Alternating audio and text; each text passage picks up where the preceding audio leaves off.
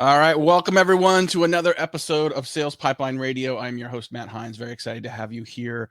Hopefully, you are here to learn more about B2B sales and marketing. And if you are watching us live on LinkedIn today, very excited that you're here. It's part of your work day. If you are joining us live on LinkedIn, you have an opportunity to be part of the show. If you have a question for our guest today, if you have a comment on today's topic, certainly want to be able to address that in the session today, and we can bring you in live. If you're listening or watching on demand, thank you very much for watching, for downloading, for subscribing. Every episode of Sales Pipeline Radio, we've got hundreds of episodes in the can now, but every episode's available on demand at salespipelineradio.com. Very excited to have with us as our guest today, Jonathan Spear. He's the CEO of Rev, multi-time founder, advisor, investor. And Jonathan, excited to have you here today. Thanks, Matt. I'm a big fan of the show. Glad to be here. So there was a lot of topics that we said we might want to talk about here. I certainly want to talk about sort of mistakes companies make in who they choose to sell to, how companies sort of build out their addressable market. But I think something that I've seen in a lot of materials from Rev is this concept that the future of sales is above the funnel. Can you describe what that means and why that's important? Absolutely, you bet. It's something I'm really passionate about. Having been in the B2B space for a long time and built sales teams, and you've seen it. Over the last 25 years, we've gotten better at every level of the sales stack. We're so much better now at nurturing leads, at managing transactions, even post sale. But in a way, we sort of take it for granted. That very first step, figure out who you should be talking to in the first place. Mm-hmm. In a way, we kind of still let that be, almost random. It's just, in a lot of cases, just up to the reps or up to SDRs to figure that out. We call that space above the funnel, and we think it's time to change that and start bringing some order to the chaos above the funnel. Well, who you sell to matters, right? And I think that, a lot of companies sort of, sometimes aim a little too large when they think about their target addressable market. Say, okay, who can we sell to? Well, we're in healthcare, so we can sell to anyone in healthcare, right? Well, yes and no. What companies actually need your service right now? Which of them are poised to buy? Talk a little bit about sort of the difference between an addressable market and maybe a serviceable, obtainable market, and why that differentiation is so important.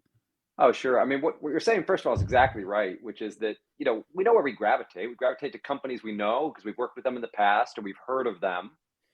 And that's natural. Like, we'll all do that when we're selling. But as strategists, if we want to plan a smart go-to-market, we should be thinking differently. We should be thinking about that TAM and SAM. And the real first way to do that is to recognize that your target market has characteristics. Buyers have common problems because they're built and they execute in similar ways. And identifying the universe of companies that share a problem because they're structured the same way, have the same kinds of challenges, is absolutely super important. And first of all, a lot more important, a lot more relevant than the old school way of doing it. It's just looking at industries. Industry just, in the end of the day, doesn't tell you enough to make those decisions. Well, I can't tell if I'm frozen or if Jonathan's frozen. It could be that Jonathan's frozen here. So if that's true and you can hear me, I'm going to keep going. Hopefully he comes back. Let's see here. Jonathan is frozen. All right. Well, hopefully we can get him back. I think one of the things I was going to bring up, and I'll ask him a question around this here in a second if we get him, is the Gartner data that I saw from a couple of years ago, and it's still relevant today, that they looked at sort of sales readiness amongst a bunch of companies. And they found that 3 to 4% of any given market is actively buying, meaning they're in market right now. They're ready to buy. 46% of most markets, and this is looking across B2B markets, 46% of markets are what they call poised. And I think it's really relevant to today's conversation around who you sell to, because who is poised may be someone who actually needs what you're selling. But why are they poised? Why are they not actively buying? Well, maybe they don't understand the problem. Maybe they haven't quantified the problem. Maybe they have bigger problems that they know of that they're addressing right now. But what of those factors, what of those intent signals, what of those factors that exist within the company, exist around the company, can actually proactively move people from a poised phase to an actively buying phase. I think that's one of the things we got to look at as sellers, because it's not just about anymore like building a target account list and then selling to that perpetually. Your account, the list of people you should sell to is going to change on a regular basis. Maybe not every day, but at least on a quarterly basis. I think it's important to say, okay, who are we selling to and why? What criteria exists for some of those organizations to buy as well? What didn't exist for a company a month ago but exists today? What existed a month ago but doesn't exist today? And so if you think about those criteria as valuable, I think you're going to get to you get to a better dynamic target list. Jonathan, we're excited to have you back. I tap danced as well as I could while you were gone.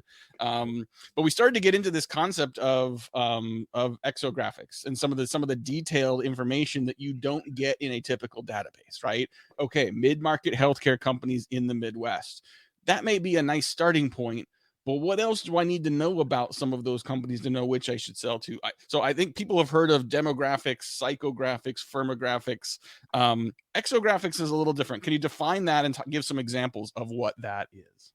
Yeah, you bet. I mean, it's the fundamental problem above the funnel is figuring out who's a good fit for your ICP and who isn't. And the problem with some of those other data types like firmographics is there's just too many companies that look exactly the same. You take companies like John Deere and Caterpillar, same industry, industrial machinery, same number of employees, roughly, same size, roughly. You can't learn anything about those two companies from just industry and size information. What exographics are, it's a concept that Rev has really popularized. It's information about how a company actually executes. For example, Cat happens to be an early adopter of new technology. Deere is a little more conservative, a bit of a mid adopter. Cat was aggressive to the cloud. Deere a little later to that. Cat has a almost pure B2B focus. Deere has a mix, B2B and B2C. Those are three different dimensions, exographics, that tell you a lot about those companies. Now, which one should you sell to? It depends. It depends what you're selling. You might want the early adopter, or you might want the late adopter, but knowing that difference lets you hone in much more accurately on who's a great prospect. It really does. It's a really good example. I like that one. The other one that I would use is we've helped a large software company in Redmond, won't give the name of them, but large software Redmond based company, sell into school districts. And you would think that, okay, well, let's target the biggest school districts, the biggest by number of students, right? Well, okay. But like when you're going to market, like what are some other factors involved? We found out that there's a role called a curriculum technologist. Didn't know about that before. Some districts have them, some don't. If they have one, it means they're more advanced in the way they think about technology. Things like how are technology decisions made? Are they made at the district level or the school level? Like the New York Board of Education is the third largest school district in the country, and technology decisions, at least back then, were made at a school level. Now we did all this math and came with these criteria and sort of said A, B, C targets for who we wanted to sell to and what we were willing to do to try to acquire them. That data changes. So one of the things I mentioned when you were gone, Jonathan, is like, okay, you can put these criteria in place. You can build a target sales list today, but the market continues to change. The variables in and around your customers change as well. So your target sales list is going to be fluid over time. Talk about like what you've seen there and any recommendations for how often people need to be revisiting both the set of criteria they're using as well as who's on that sales list. Yeah, it needs to be dynamic, and that's part of the challenge we've all had. When we leave it up to the reps, SDRs, or what have you, to just sort of go out there and do their best. Like, they're great. Even a great hardworking rep is still, guessing at that point. And you're right, the data changes. What companies have been doing, creating a single static list, and they create it every few years. It just gets always bigger. You're bound to end up wasting time either having to re-research those companies or just talking to the wrong people to begin with. Yep. And our recommendation is that it is dynamic. I mean, that is the power of AI and making some of these exographic type criteria constantly visible. At the same time, you don't want to overwhelm the team with constantly shifting data. So we think of it a lot like Google Maps. Google Maps is so good at knowing, you're trying to get from point A to point B, and they do a great job telling you when there's some traffic building ahead, but they'll only really reroute you if there's, a 5-minute delay or longer, those kind of ideas. Mhm. And that's how we think about the product we've built, which is our sales development platform. Number one, it's generate uh, highly relevant target account lists. And number two, it's wait for the changes that are truly meaningful and push those through to the sales team through Salesforce, push them through to Marketo or Outreach or wherever else you need that data, but do it when there's a real and meaningful change, which Mhm. we think is at least monthly, which is, by the way, Mhm. far more after than most people are doing it. Mhm. So monthly or quarterly, at absolutely least, this data should be refreshed. Got it. Got it. Got it. We're talking today on Sales Pipeline Radio with Jonathan Spear. He's the CEO of Rev. You can check him out at getrev.ai. So everything we're talking about here in terms of getting even more precise in who we should be selling to. Um, let's talk about the other side of this. What's the opportunity cost of not being this precise? I would imagine it's, has an impact on your close rates and your sales efficacy, but probably also on your churn. Because just because someone is willing to buy doesn't necessarily they have the criteria to be successful with what you're selling. And I think that's a variable that not a lot of companies think about, but as more and more companies, especially startups, start focusing on this concept of NRR, retained revenue, that has an impact on who you sell to from the very beginning, right? I think that's what the smart RevOps people are really seeing and realizing out there. It's, they're responsible for the entire system, the entire funnel. And one of the best ways you make the entire funnel better is by having better input. If the targets going into the funnel fundamentally fit your ICP really well because they're structured in a way and they have the types of challenges, well, in a way, like every metric can be improved. They close faster, they spend more, and they stick with you longer, which is really all those elements of NRR. How does this change then a company's go-to-market strategy? Because I could argue that if we need to be this precise and this dynamic in who we're selling to, does this make things like inbound irrelevant? Does this make inbound, like going in prioritizing SEO, is that a lower priority for companies that are leaning in on this? Listen, inbound's hugely important. We all love inbound, right? Nothing better than, when you do a webinar, you're on Sales Pipeline Radio and folks call you up after. Is there nothing better than that? And I think over the last few years, we've gotten better. We as an industry have gotten better at inbound, recognizing that, it's even better than a form fills if someone's just on your site to begin with and using some of that intent data and so on. So I wouldn't say this is an instead of a replacement. It's an augment too. It's the other side of it. Mhm. Because even companies with a really strong marketing initiatives that have, a very strong inbound flow, they're still going to get 70% of their leads, give or take, from an outbound effort of some Mhm. sort. Mhm. And remember, there's a lot of flavors of that too. Sometimes the outbound is your core market, you're trying to generate pipeline. In other cases, it's the next new segment you're going after, where too often, especially in a new segment, we all have less awareness of who the big players are. We don't know the segment as well. Trying to refine the messaging is happening sort of fast and furious. In those kinds of situations, uh, attacking the segment with much better data about who you're going after and why, because of Mhm. those characteristics they share that are important to you, that changes things. It's an accelerant, uh, really, for that outbound motion.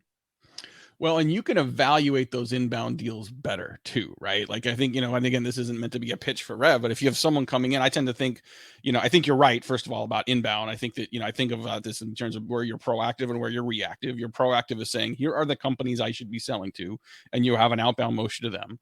As you are reactive, as companies come to you, you still need to be qualifying them. Just because they say, hey, I like what you're doing, I'd like to see more about it, you should be saying, okay, like, are these companies that actually can benefit from what we're selling? Are they companies that can afford what we're selling? And the same methodology used to build your list, you can evaluate inbound leads and say, how high do they score on the exographic scale? And that tells you how hard do you want to lean in with some of these companies. Like with some, you may not push that hard. You may not invite them to the VIP event at the conference next month, right? Because they don't have as high a likelihood to sell. They're not as close to your target. target profile. So I think it does really change. It doesn't necessarily change the prioritization of inbound. It changes the discipline and precision with which you triage those opportunities that come in. Oh, absolutely. It changes how you think about the next steps. It could also change personalization and how you do the outreach. Um, and it really is about being able to rapidly identify the fitness of any account. Do they fit Mhm. your ICP or not? And the best sales reps, the best SDRs do that, sort of automatically. Mhm. But doing it at scale, doing it when you're entering new markets, doing it when you have a larger team, those things get real tough. Tough to operationalize, tough to teach Yep. without a consistent way of modeling it and bringing it to life. Well, we got last question here as we wrap up with our guest today, Jonathan Spear. He's the CEO of Rev at getrev.ai. It's been an interesting year, man. I mean, we started the year kind of full throttle, and then all of a sudden, I feel like the last few months we've kind of been we've been like a 15-year-old learning how to do a stick shift, right? We're just kind of like sputtering forward, not really sure what kind of market we're in. And consistently, I'm hearing from companies that say their sales cycles have expanded, right? Demand has not changed, need has not gone away, but just confidence right now in making a decision has changed. I mean, it seems to me that this is yet another reason why the exographics are so important, because you're far more likely to have a company that has a precise need when you have that criteria in place. Yeah, we've actually seen a big surge of interest in what we're doing this year. I think for some of those reasons, it's even more important. Companies have to do more with less right now. They need output in uncertain time, and you get better results when you target people who are a better fit. It's that simple. And so, number one, that's true. The other thing that we've really seen kick up right now is increased attention on the existing customer base. Mm-hmm. So a lot of companies we work with, especially if they've got a product-led growth kind of motion, the question is, which one of our existing 10,000, 20,000 customers should we go after? Who should we upsell? Who's a better candidate in this market than they Mm-hmm. might have been last year?